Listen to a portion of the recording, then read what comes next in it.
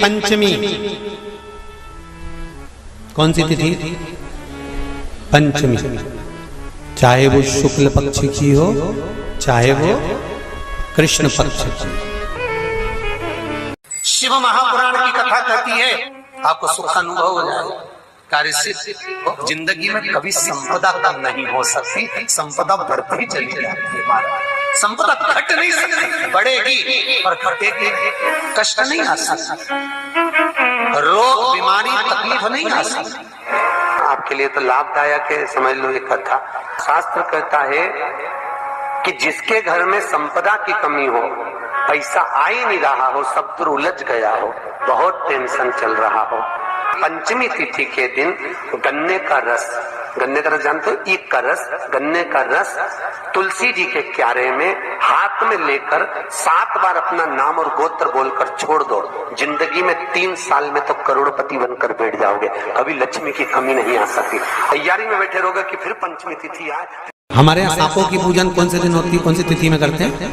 जम के बोलो जरा। नाग पंचमी। नाग पंचमी का मतलब क्या है?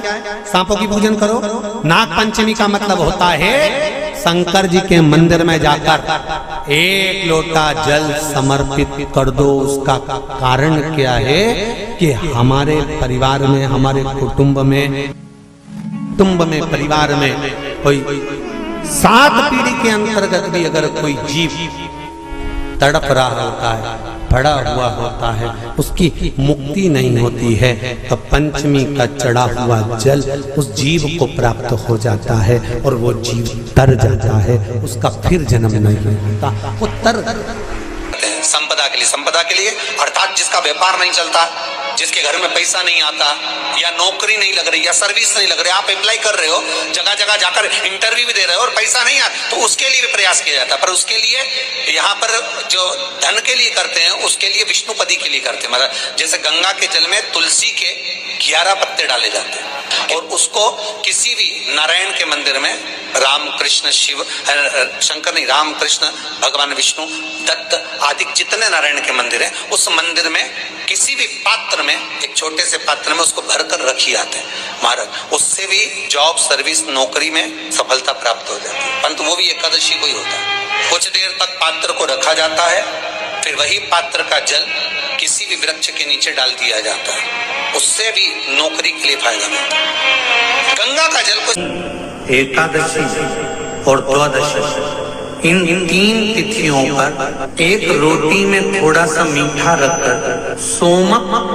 पितृ का नाम लेकर यदि गाय को खिला दिया जाता है, तो अगर कोई पूर्वज प्रेत योनि में भी पड़ा हुआ होता है, भटक रहा होता है, जिसको पिंड नहीं मिला, जो अचानक मर गया होता है, अधोगति में चले गया होता है, उस जीव की मुक्ति दशमी, एकादशी और द्वादशी, ये 3 दिन सोमक पितृ का नाम लेकर रोटी में, पूड़ी में मीठा रखकर अगर गाय को खिला दिया जाता है ये 3 दिन तक, तो वो पितृ कभी भटकते नहीं है, उनको मुक्ति प्राप्त हो जाती है मोक्ष में। दशमी की रात्रि के 12 बजे घी का दिया हथेली में रखकर दरवाजे के बाहर, उस दिए को हथेली में रखकर चंद्र का दर्शन रात्रि के 12 बजे दिए की लो में चंद्र का दर्शन करते हैं, उससे ज्योत प्रबल होती है हमारे।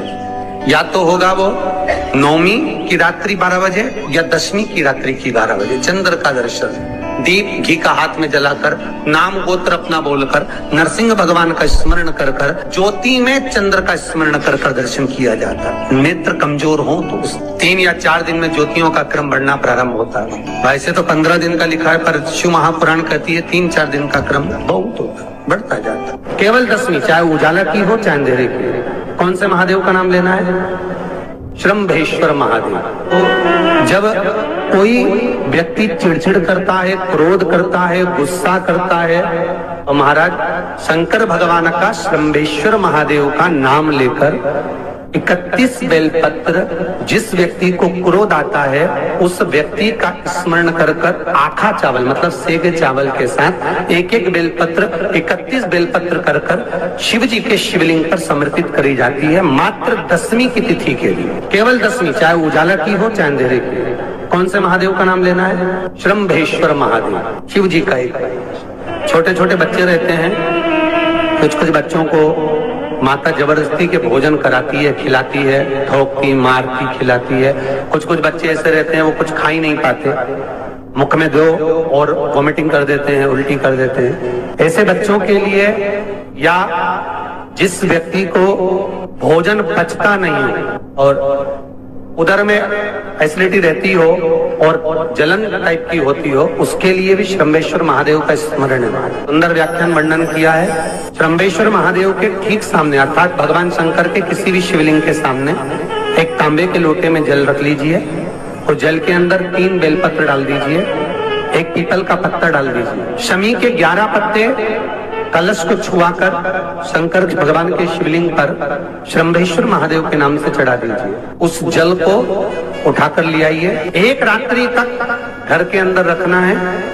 उस जल को श्रम्भेश्वर महादेव का नाम लेकर जिस व्यक्ति को एसिडिटी होती हो या उधर खराब रहता हो या भोजन नहीं पचता हो या पेट से जुड़ी हुई प्रॉब्लम हो या बच्चों को भोजन कराते हैं और वो वोमिटिंग कर देते हो, ऐसे बच्चे को या भोजन नहीं भा रहा हो ऐसे व्यक्ति को उस जल को सवेरे दोपहर शाम 3 बार श्रम्भेश्वर महादेव का नाम लेकर आचमन कराना प्रारंभ कर दो, पिलाना चालू कर दीजिए।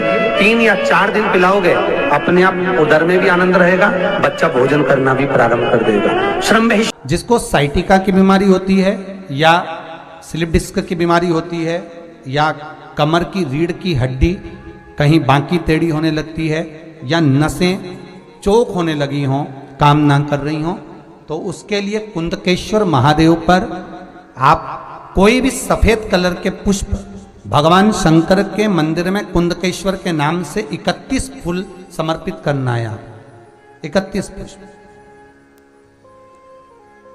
और कुंदकेश्वर के नाम से 31 पुष्प समर्पित कर बेलपत्री के पेड़ के नीचे की जड़ थोड़ा सा भाग निकालकर ऊपर से छीलकर अंदर का भाग शंकर कुंदकेश्वर को चढ़ाना है।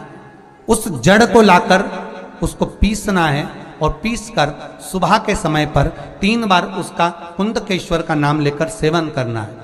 जिसको साइटिका और जिसको रीढ़ की हड्डी, स्लिप डिस्क, जिसको प्रॉब्लम होती है उसको बाबा कुंदकेश्वर एक ऐसे महादेव हैं, क्योंकि भगवान शंकर के चरण पर पार्वती के द्वारा फेंका गया कुंद का प्रहार हुआ और उससे बाबा को चोट लगी, जिससे बाबा का नाम कुंदकेश्वर पड़ा। जब आप जल शंकर को चढ़ाने तो रोज ही जाते, जब एकादशी का दिन रहे और शंकर जी के मंदिर में आप जल समर्पित करें तो 3 बार मुख से स्वधा स्वधा स्वधा या स्वधा स्तोत्र का पाठ, जिसमें 12 श्लोक